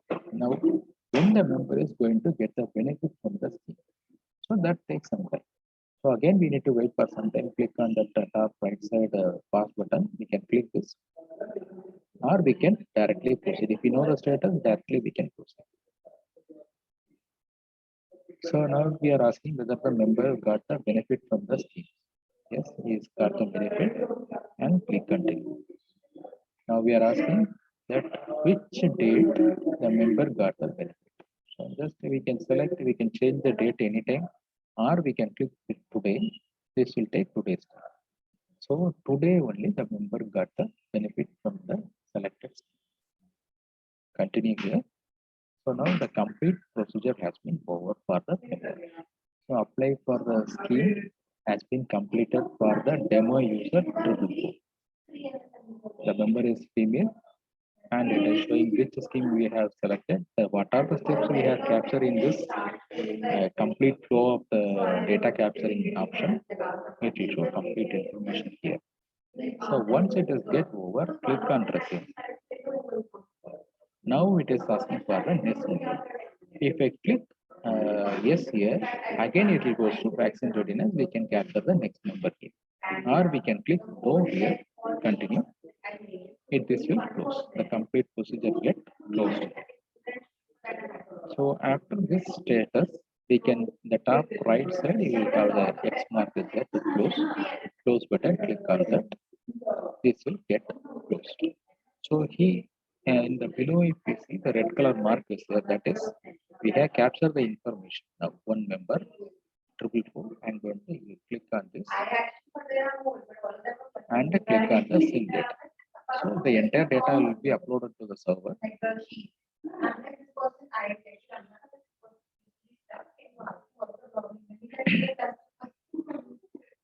Then we need to get the success message like this, and the below red color mark icon, exclamation icon will be vanished. That stated that we got successfully uploaded the data to the server. So why I am insisting this keep on syncing the data is it is mandatorily required that the entire data has been uploaded to the server at any point of time. Once they upload to the server, sync is happened properly. First benefit is your higher level authority users can see the data immediately. That is one point. Second point, they can see the data as well as they can generate the report out of it based on as and when the report requirement is come. Then the third option, the data in your mobile is may not be safe due to various crashing other virus issues. So that if you upload this information, your data will be always safe for us. So these are all the usage only. We are insisting the user to upload the data. Suppose there is an option that if a member is having below data, suppose if a member is capturing more and more data, then your mobile device memory RAM will get filled. So in that scenario, sometime we cannot able to upload the data properly. So as and when the option is there, immediately we can immediately upload the data, sync the data to the server. So next option, so the first option what I shown is based on the member, we can going to the scheme selection, we completed the scheme for that. Suppose in case if the member is not having the all supporting documents, then what we need to do? So we are capturing that apply for the document, application for the document purposes also, so that we can track that for the member. So here we can select the same member. Option is there here, cancel. I'm going to close this. In the below button, the last option is there for apply for the document. And click on that apply for the document. It is showing this here.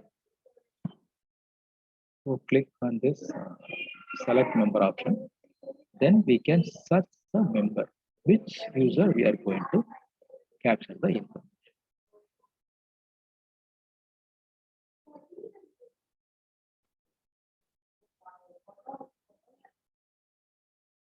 So see here, there are two options there. The second option now member only I have entered now. I'm going to select this member and up. So this will select the member for the documentation, application for the documentation. Click on this start. So these are all the options we are going to apply for the member. We are facilitating the members to get out of this document. So here I'm going to select the bank account is going to apply for this member 444. So if you click on this in the bottom, it will show what all the document is required to apply this. So what are the proof is required to apply this. So it is showing Aadhaar card and ration card. Here I am selecting this Aadhaar card here, continue. App is showing that whether the member is having all the enough document. Yes, if he is having the enough document, that click on continue. Then the same procedure what we did for social production scheme application for the member will same procedure will come as a information. So whether the application is filled properly or not, yes. Next option, whether the application will be verified properly, if all the information has been correct, then we can apply for the document to the concerned department. As this case, it is a bank. I click on continue. Again, the basic information it is showing like wait for 15 days. As a bank account, no need to wait for 15 days. Just click here, continue. So now, whether the window period is okay or not, as a same procedure I already told you, similar procedure steps only we are going to do for document application also. I'm just clicking yes sir, continue. Whether the application is approved or not, as a bank account, there is no rejection will be there. So just if we have the proper document, we can finish off that the same day itself and click. I said I'm selecting this approve and continue.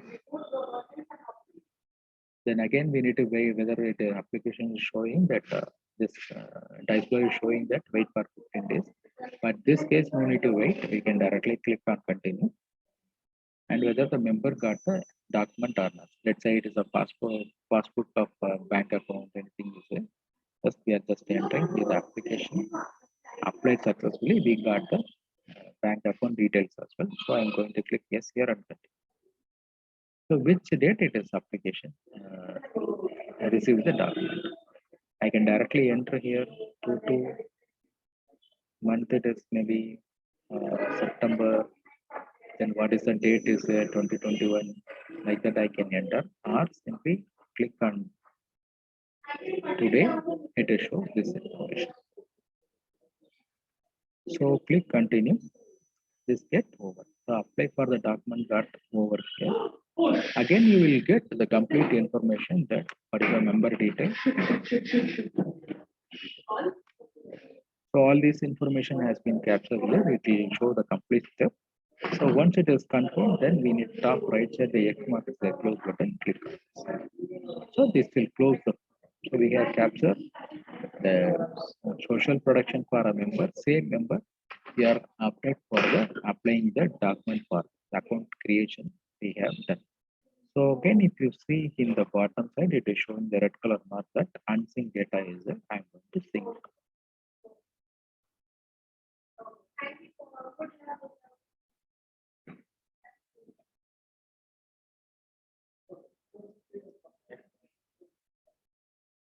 So once a success message is got, the data has been entered successfully. The data also uploaded to the server, sync to the server. Now, if you see here, this bottom, there is a circular refresh button, is a circular arrow button refresh. So this will be visible only when after successful sync only. So if we click on this refresh button, this will refresh the data in the widgets. Click on this. Now it is added with one number 136. Initially it was 139, now it is 130. And similarly, this number also, more number also added by one number. 58 was there, now it is 59. So based on this only we can easily identify. So this information is uploaded to the server. That syncing option, sync should be mandatory, and we need to follow that option always. So whenever we have the unsynced data in our mobile device, and whenever we have proper internet connectivity, immediately we can see, so that we can avoid data discrepancies and the other data loss during the data capturing options. So this is what we are going to do. In the back office, one more option is there for reporting purpose, that we can do it using the same mobile. This one, I'm going to share that option now.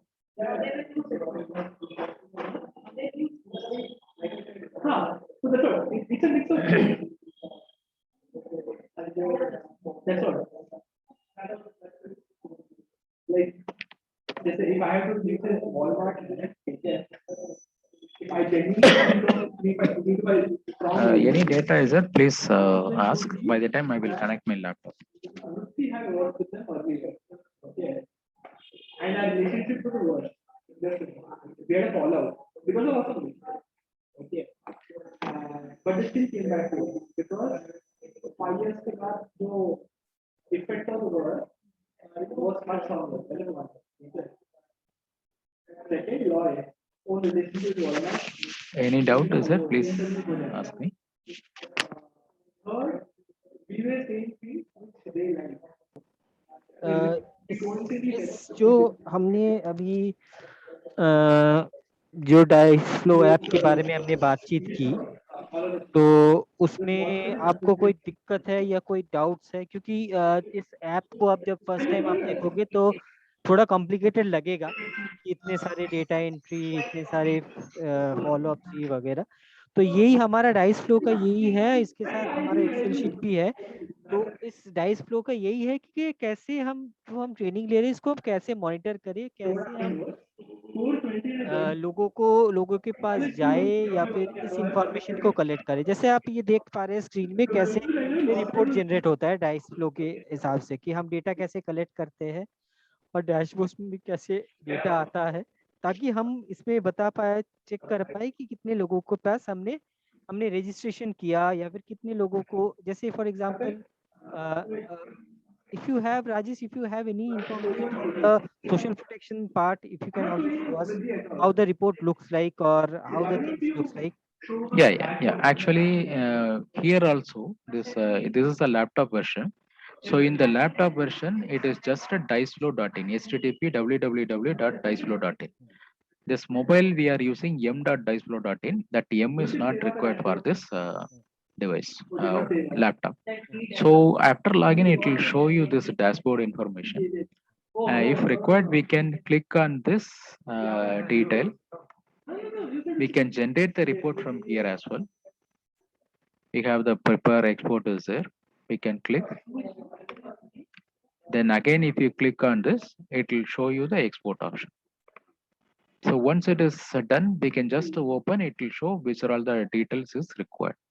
So these are all the, we will get the information details in the CSV format, so that from here we can use any number of report based on the VLOOKUP and other facilities in the Excel. And this is a basic information we have generated.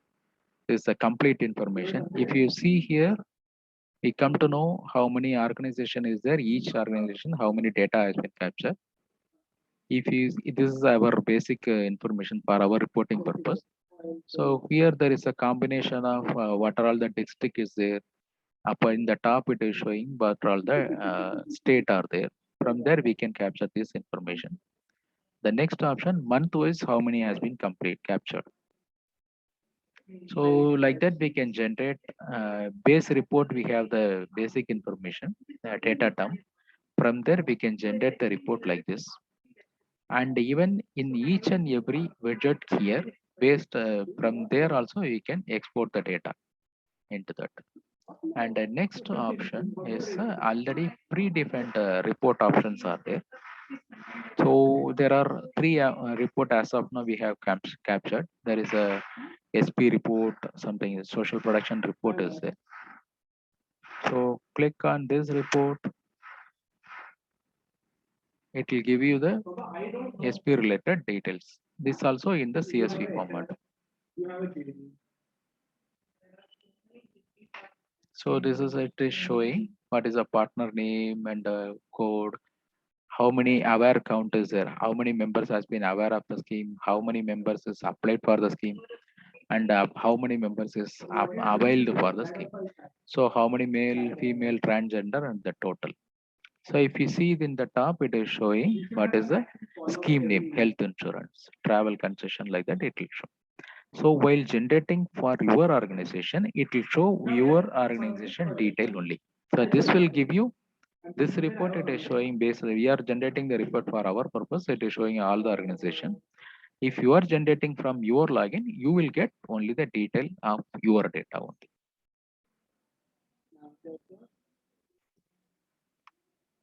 So like that we can generate. How we can generate the report is here. If we click on this, it will give you what are all the existing report available in this application.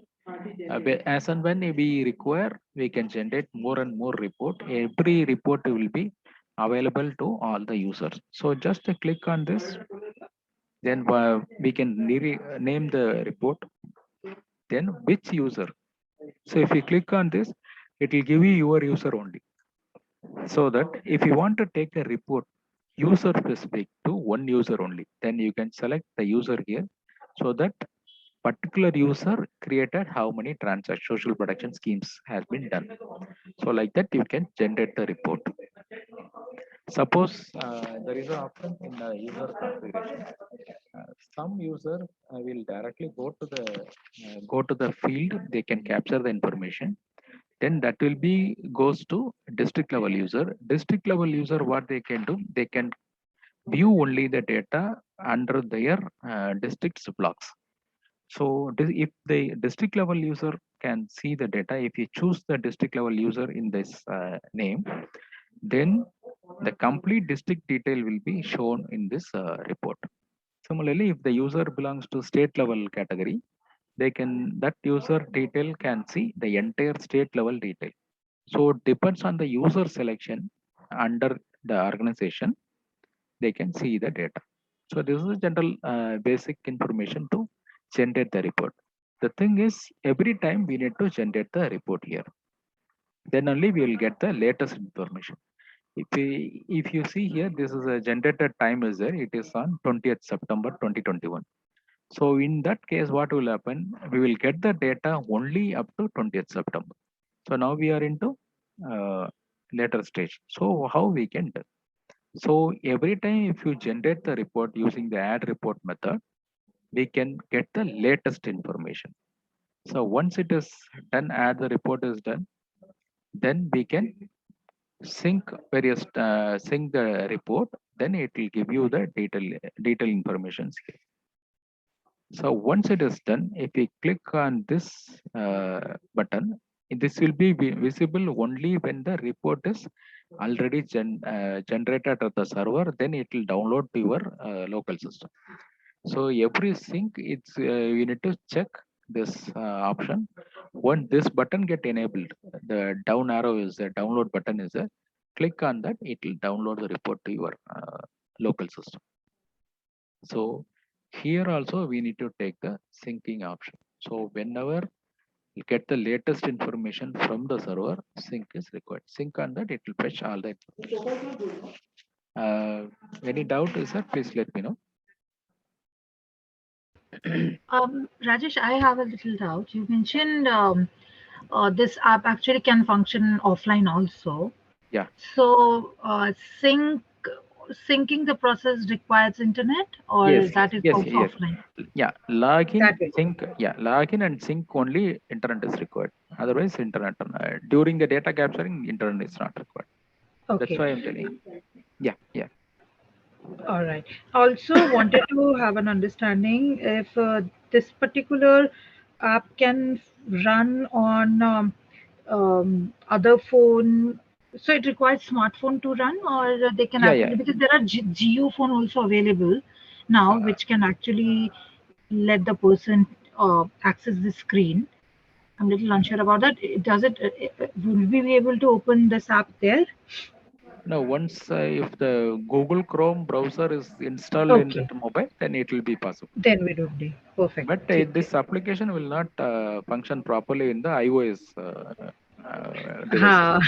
Yes, that we got to know. Thank you so much, Rajesh. You kind of cleared a lot of stuff. Lata ji, या फिर आपको app से संबंधित कोई अगर सवाल हों जो आप राजेश जी से करना चाहें?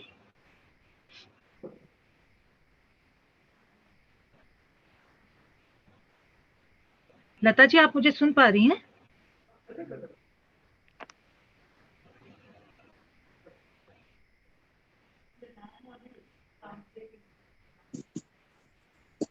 हाँ लता जी, आप सुन पा रही हैं हमें? हाँ, आप बिल्कुल सुन रही हूँ मैं। हाँ जी, मैं जानना चाह रही थी कि राजेश जी ने आप समझाया तो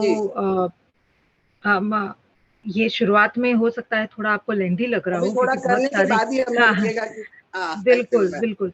तो अगर आपको देख के कुछ अगर लग रहा हो कि कोई सवाल है जो आप उनसे अभी क्लियर करना चाहते हैं, ऑब्वियसली वो बाद में असिस्टेंस अगर आपको चलाने में कोई दिक्कत वगैरह होगी तो वो डेफिनेटली देंगे ही देंगे। लेकिन अगर देखते हुए अगर आपको लगे कि कोई सवाल या कोई क्लैरिफिकेशन आप राजेश जी से डायरेक्ट करना चाहें ऐप से रिलेटेड? अभी तो मेरा कोई सवाल नहीं है। ठीक है। Over to you, Showman.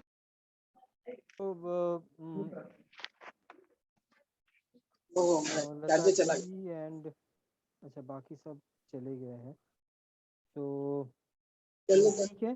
तो बहुत बहुत धन्यवाद आप सभी को, और आपने इस टाइम निकाल के हमारे साथ पार्टिसिपेट किया, और हम आशा करते हैं कि आगे ऐप के लेकर भी हम इसको डिस्कशन करेंगे, और भी अगर कोई दिक्कत हो या परेशानी हो तो फिर ज़रूर हम इसके ऊपर बात करेंगे, चर्चा करेंगे। तो thank you so much, thank you, बहुत बहुत धन्यवाद आप सभी को। Thank you all. Thanks a lot. Thank you. Yeah. Thank you very much. Thank you.